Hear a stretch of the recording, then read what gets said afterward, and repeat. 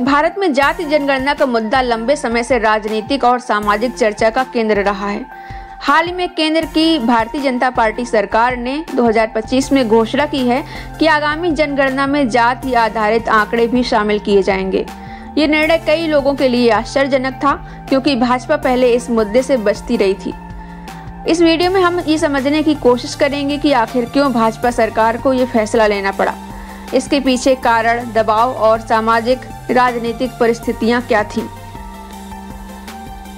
आइए जानते हैं जाति जनगणना का ऐतिहासिक परिप्रेक्ष्य। भारत में जाति आधारित जनगणना का इतिहास ब्रिटिश काल से शुरू होता है। 1931 तक जनगणना में जाति से संबंधित आंकड़े नियमित रूप से एकत्र किए जाते थे, लेकिन आज़ादी के बाद 1951 से भारत सरकार ने केवल अनुसूचित जाति और अनुसूचित जनजाति के आंकड़े प्रकाशित करने का निर्णय लिया, ताकि जातिगत विभाजन को कम किया जा सके और राष्ट्रीय एकता को बढ़ावा मिले। अन्य पिछड़ा वर्ग और अन्य जातियों के आंकड़े एकत्र नहीं किए गए। इसके कारण इन समुदायों की सटीक जनसंख्या और सामाजिक आर्थिक स्थिति का अनुमान लगाना मुश्किल हो गया। 2011 में यूपीए सरकार ने सामाजिक, आर्थिक और जाति जनगणना शुरू की, लेकिन इसके आंकड़े पूरी तरह सार्वजनिक नहीं किए गए। इस दौरान कुछ तकनीकी और डिजाइन समस्याओं का हवाला दिया गया। तब से जाति जनगणना की मांग विभिन्न राजनीतिक दलों, सामाजिक संगठनों और नेताओं द्वारा बार बार उठाई जाती रही है। नंबर 2, विपक्ष का दबाव और राजनीतिक रणनीति।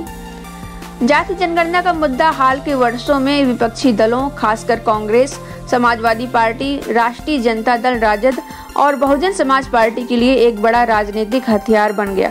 कांग्रेस नेता राहुल गांधी ने कई मौकों पर जाति जनगणना को भारत का एक्सरे करार देते हुए इसे सामाजिक न्याय के लिए जरूरी बताया। उन्होंने तर्क दिया कि बिना सटीक आंकड़ों के ये समझना मुश्किल है कि देश के संसाधनों में विभिन्न जातियों की हिस्सेदारी कितनी है। विपक्षी दलों ने ये मुद्दा इसलिए भी जोर शोर से उठाया क्योंकि ये उनके पारंपरिक वोट बैंक, खासकर ओबीसी, एससी और एसटी समुदायों को सीधे प्रभावित करता है। बिहार में नीतीश कुमार की सरकार ने 2023 में जाति आधारित सर्वेक्षण के आंकड़े जारी किए, जिसके बाद कई अन्य गैर भाजपा शासित राज्यों जैसे कर्नाटक, छत्तीसगढ़ और झारखंड में भी इसकी मांग तेज हुई। विपक्ष ने इसे अपनी जीत के रूप में पेश किया और भाजपा पर सामाजिक न्याय के मुद्दे पर अनिच्छुक होने का आरोप लगाया। इसके अलावा विपक्ष ने ये तर्क दिया कि मंडल आयोग 1980 में जो बना था ने ओबीसी आबादी को 52% माना था, जो 1931 की जनगणना पर आधारित था। वर्तमान में ओबीसी की सटीक जनसंख्या का अभाव नीतिगत योजनाओं और आरक्षण के लाभों को लागू करने में बाधा बन रहा था।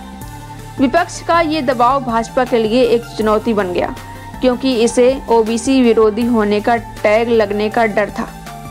भाजपा ने शुरू में जाति जनगणना के मुद्दे पर सख्त रुख नहीं अपनाया। इसके पीछे कई कारण थे। पहला, हिंदुत्व का एजेंडा। भाजपा का मुख्य राजनीतिक आधार हिंदू एकता पर टिका है।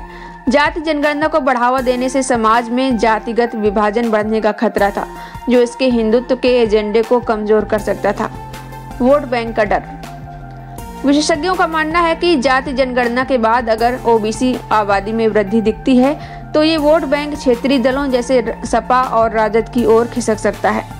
2014 और 2019 के लोकसभा चुनाव में भाजपा ने ओबीसी मतदाताओं के बीच अपनी पकड़ मजबूत की थी और वो इस समर्थन को खोना नहीं चाहती थी। प्रशासनिक चुनौतियां। सरकार ने पहले तर्क दिया था कि जाति आधारित जनगणना एक जटिल प्रक्रिया है। भारत में हजारों जातियां और उपजातियां हैं, जिन्हें रिकॉर्ड करना और सत्यापित करना मुश्किल है। 2011 की जाति जनगणना में भी डेटा संग्रह में खामियां सामने आई थी। सुप्रीम कोर्ट की 50% आरक्षण सीमा। जाति जनगणना के बाद अगर ओबीसी या अन्य समुदायों के लिए आरक्षण बढ़ाने की मांग उठती है तो सुप्रीम कोर्ट की 50% आरक्षण की सीमा को हटाने की जरूरत पड़ सकती है, जो कि एक जटिल कानूनी और राजनीतिक मुद्दा है। नंबर 4, आरएसएस का प्रभाव। 2024 में राष्ट्रीय स्वयंसेवक संघ ने जाति जनगणना के मुद्दे पर अपनी सहमत जताई, जिसने भाजपा के रुख को बदलने में महत्वपूर्ण भूमिका निभाई। आरएसएस के प्रचार प्रमुख सुनील आम्बेकर ने कहा कि जाति जनगणना राष्ट्रीय एकता के लिए महत्वपूर्ण हो सकती है, बशर्ते इसे संवेदनशीलता के साथ लागू किया जाए। ये समर्थन भाजपा के लिए एक बड़ा संकेत था, क्योंकि आरएसएस उसका वैचारिक मार्गदर्शक माना जाता है। आरएसएस के इस रुख ने भाजपा को ये विश्वास दिलाया कि जाति जनगणना को सही ढंग से लागू करके वो अपने हिंदुत्व के एजेंडे को नुकसान पहुंचाए बिना सामाजिक न्याय के मुद्दे पर अपनी स्थिति मजबूत कर सकती है। पांचवा, बिहार का प्रभाव और नीतीश कुमार की भूमिका। बिहार में 2023 में नीतीश कुमार की सरकार ने जाति आधारित सर्वेक्षण के आंकड़े जारी किए, जो देश में अपनी तरह का पहला कदम था। इस सर्वेक्षण में दिखाया गया कि बिहार की आबादी में ओबीसी और अत्यंत पिछड़ा वर्ग ईबीसी 63% से अधिक है। इसने राष्ट्रीय स्तर पर जाति जनगणना की मांग को और बल दिया। नीतीश कुमार ने लंबे समय से इस मुद्दे को उठाया था और 2019 और 2020 में बिहार विधानसभा में इसके पक्ष में प्रस्ताव पारित किए थे। उस समय भाजपा भी नीतीश कुमार की सहयोगी थी और उसने इस प्रस्ताव का समर्थन किया था। बिहार के इस कदम ने भाजपा पर दबाव बढ़ाया कि वो राष्ट्रीय स्तर पर भी इस मुद्दे को गंभीरता से ले। बदलती राजनीतिक परिस्थितियां। 2024 के लोकसभा चुनाव में विपक्षी दलों ने जाति जनगणना को अपने मुख्य मुद्दों में शामिल किया। खासकर उत्तर प्रदेश और बिहार जैसे राज्यों में सपा और राजद ने ओबीसी वोटरों को लुभाने के लिए इस मुद्दे का जमकर इस्तेमाल किया। इससे भाजपा को ये डर सताने लगा कि अगर वो इस मुद्दे पर चुप रही तो उसका ओबीसी वोट बैंक कमजोर हो सकता है।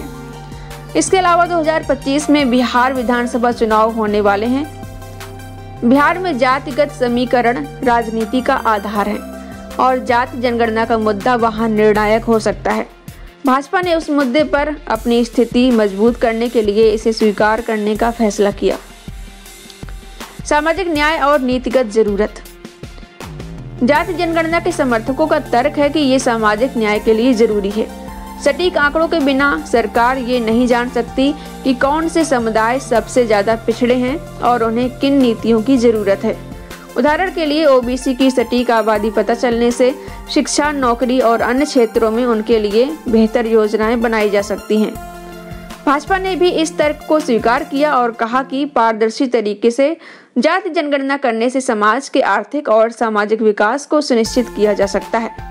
केंद्रीय मंत्री अश्विनी वैष्णव ने कहा कि कई राज्यों के सर्वेक्षणों में पारदर्शिता की कमी थी, इसलिए केंद्र ने इसे मूल जनगणना में शामिल करने का फैसला किया। विपक्ष की जीत या भाजपा की रणनीति। विपक्षी दल इस फैसले को अपनी जीत के रूप में पेश कर रहे हैं। कांग्रेस, सपा और बसपा जैसे दलों का कहना है कि उनके लगातार दबाव के कारण सरकार को ये कदम उठाना पड़ा, लेकिन कुछ विश्लेषकों का मानना है कि ये भाजपा की सोची समझी रणनीति है। भाजपा ने इस फैसले की घोषणा ऐसे समय में की है जब वो आतंकी हमले जैसे मुद्दों पर मजबूत स्थिति में थी। इससे विपक्ष के मुख्य मुद्दे को कमजोर करने की कोशिश की गई। साथ ही भाजपा ने ये संदेश देने की कोशिश की कि वो सामाजिक न्याय के लिए प्रतिबद्ध है, जिससे उसका ओबीसी वोट बैंक मजबूत हो सकता है। भाजपा सरकार को जाति जनगणना का फैसला लेना पड़ा क्योंकि ये मुद्दा अब नजरअंदाज करने लायक नहीं रह गया था। विपक्ष का दबाव, आरएसएस का समर्थन, बिहार जैसे राज्यों का प्रभाव और बदलती राजनीतिक परिस्थितियों ने सरकार को ये कदम उठाने के लिए मजबूर किया। ये फैसला सामाजिक न्याय के लिए एक बड़ा कदम हो सकता है, बशर्ते इसे पारदर्शी और संवेदनशील तरीके से लागू किया जाए। भविष्य में ये देखना दिलचस्प होगा कि ये फैसला भारत की सामाजिक और राजनीतिक संरचना को कैसे प्रभावित करता है।